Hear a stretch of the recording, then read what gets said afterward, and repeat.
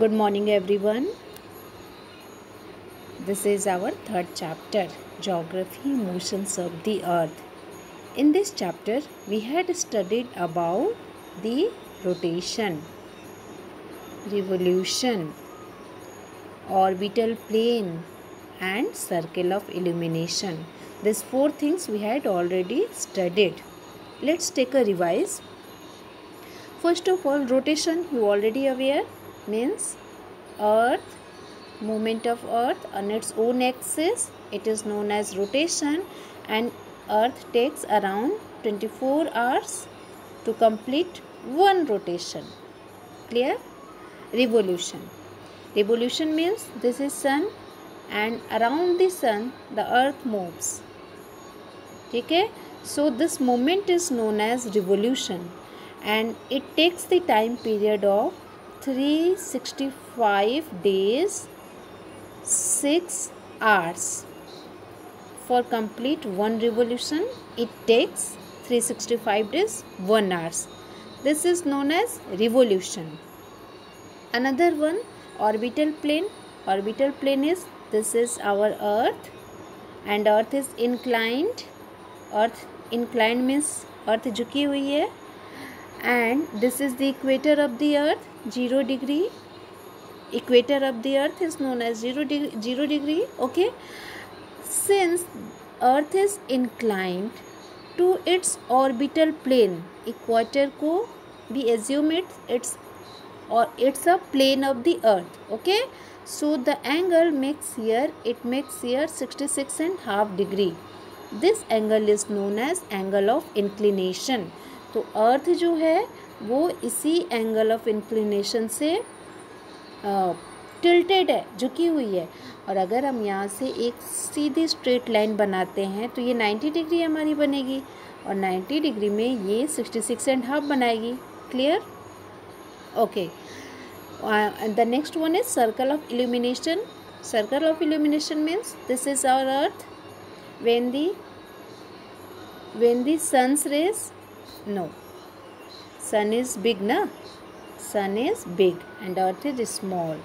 Okay, so what is circle of illumination? When the sun's rays fall on the one side of the earth, the one part becomes illuminate, यानी कि one part bright हो जाता है and this part will be dark.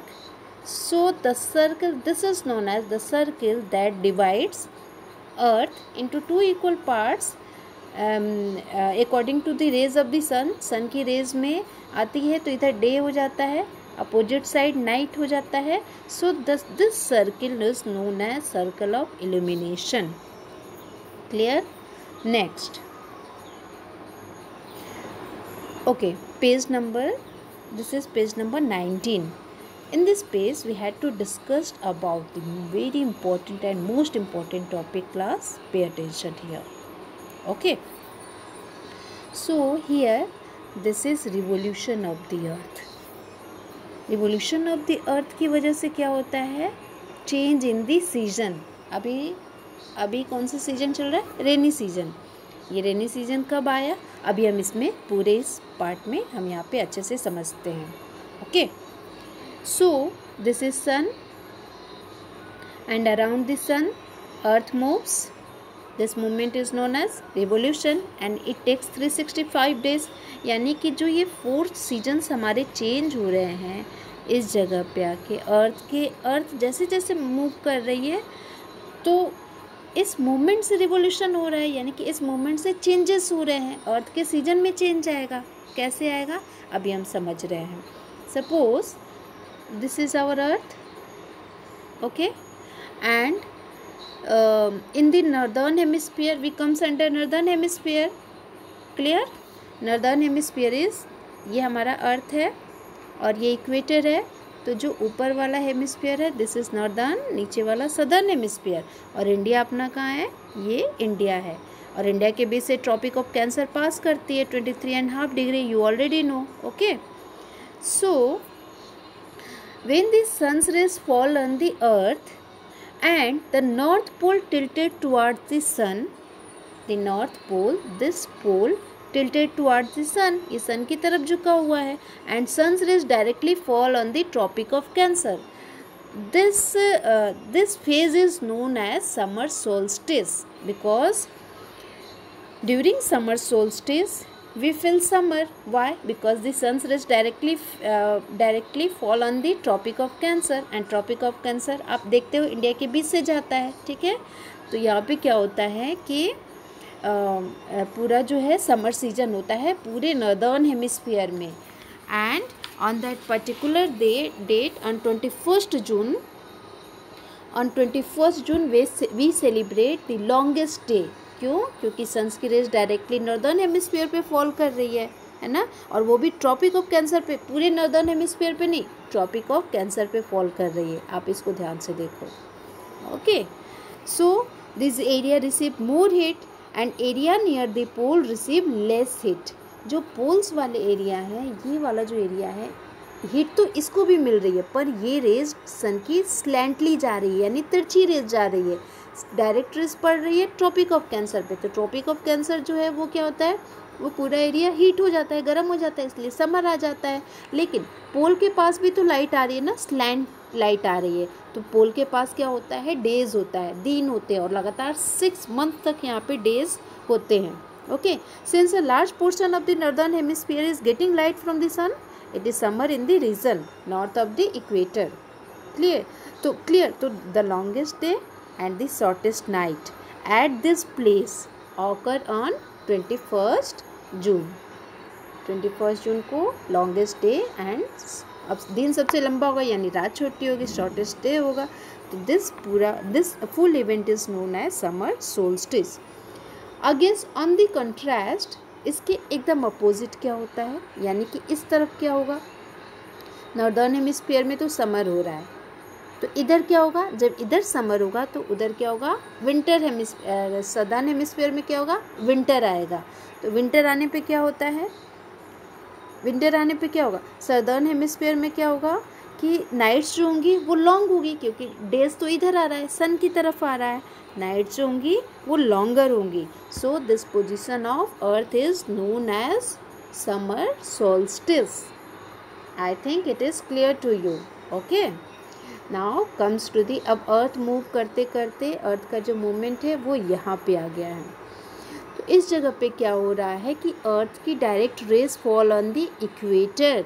अर्थ की whenever the sun's direct rays, not earth, whenever the sun's direct rays fall on the equator, then किसी भी पोल पे, ना नॉर्थ पोल पे ना साउथ पोल पे लाइट ना जा कर के लाइट आ रही है इक्वेटर के पास। तो जब इक्वेटर के पास लाइट आती है, यानी कि नॉर्दर्न हेमिस्फीयर और सदर्न हेमिस्फीयर दोनों में इक्वली डिवीज़न हो रहा है, ठीक है। तो हम इस पूरे प्रोसेस को, तो यहाँ पे क्या आता है, 21 मार्च को हम लोग क्या देखते हैं, स्प्रिंग सीजन देखते हैं। 21 मार्च को हम लोग स्प्रिंग सीजन देखते हैं। हम लोग देखते हैं ना, बहुत ज़्यादा ठंडी गर्मी नहीं लग रही है, मौसम जो है बिल्कुल क्लियर है। क्यों? क्योंकि उस समय सन की रेज पूरी की पूरी इक्वेटर पे पड़ रही है। So on 21 March and also फिर यहाँ से जब मूव करते करते यहाँ पे आते हैं 23 सितंबर को, ठीक है, 21 मार्च और 23 सितंबर, ठीक है। यहाँ पे हमारा समर ख़त्म हुआ था ना, समर कब ख़त्म होता है, जून जुलाई, फिर वहाँ से आगे बढ़े तो अगस्त सितंबर आया। अगस्त सितंबर में ऑटम सीजन होता है, विंटर के ठीक पहले ऑटम सीजन आता है। तो यहाँ पे ऑटम सीजन में भी और स्प्रिंग सीजन में भी, दोनों में भी लाइट डायरेक्ट इक्वेटर पे पड़ती है। इक्वेटर पे पड़ने से ना नॉर्थ पोल पे डायरेक्ट लाइट पड़ती है ना साउथ पोल पे। तो इससे क्या होता है कि दोनों ही हेमिस्फीयर में जो है वो एक्सपीरियंस करते हैं equal days and night. So this is when the both of the hemisphere feels equal days and night, this is known as equinox. Okay, come to this point. अब यहाँ पे क्या हो रहा है कि अब यहाँ पे, क्योंकि उधर नॉर्दर्न हेमिस्फीयर में विंटर, उस समय समर पड़ रहा था, अब यहाँ अर्थ मूवमेंट करते करते ऐसे आ गई है। तो अब हम नॉर्दर्न हेमिस्फीयर में क्या पड़ेगा, यहाँ पे सितंबर आ गया, फिर अक्टूबर नवंबर दिसंबर तक आते आते इस पूरे एरिया में यहाँ पर ये पड़ेगी ठंडी, विंटर सोल्स्टिस होगा। क्यों? क्योंकि इधर अर्थ की रेज जो है वो साउथ पोल की तरफ रेज जो है वो पड़ रही है, और डायरेक्टली नहीं पड़ रही है, साउथ पोल पे तो टिल्टेड पड़ रही है। इधर ट्रॉपिक ऑफ कैंसर के बाद ट्रॉपिक ऑफ कैप्रिकॉर्न है। एक यहाँ पे आप एग्जाम्पल से देखो, ये हमारा अर्थ है। अर्थ के बीच इक्वेटर है, इक्वेटर के ऊपर नॉर्दर्न हेमिस्फीयर में ट्रॉपिक ऑफ कैंसर है और नीचे सदर्न हेमिस्फीयर में ट्रॉपिक ऑफ कैंसर कैप्रिकॉर्न है। तो जब सन्स की rays directly fall on the tropic of capricorn and the south pole tilted towards the sun, this phase is known as winter solstice. And northern hemisphere में sun की rays directly पड़ तो नहीं रही है ना, तो यहाँ पे क्या होता है, नॉर्दर्न हेमिस्फीयर में विंटर फील करते हैं और साउदर्न हेमिस्फीयर में समर फील होता है। This process is known as winter solstice. And again इस प्रोसेस में मैंने अभी बताया कि यहाँ पे फिर से सन की rays directly fall on the equator, तो ना नॉर्थ पोल पे डायरेक्ट आती है ना साउथ पोल पे। नॉर्थ पोल और साउथ पोल पे तो कभी डायरेक्ट रेज आती ही नहीं है, क्लियर, स्लैंटली रेज पड़ती हैं। तो इक्वेटर पे यहाँ पे पड़ती है डायरेक्ट लाइट, तो इसलिए दोनों हेमिस्फीयर में equal days and night feel किया जाता है, इसीलिए यहाँ पे this is known as equinox. Okay, so ये आपका चैप्टर कम्प्लीटली ख़त्म होता है class. You will do one thing, एक बार आप रिवीजन ले लेना इस चैप्टर की, okay, then it will be very clear to you. Thank you everyone.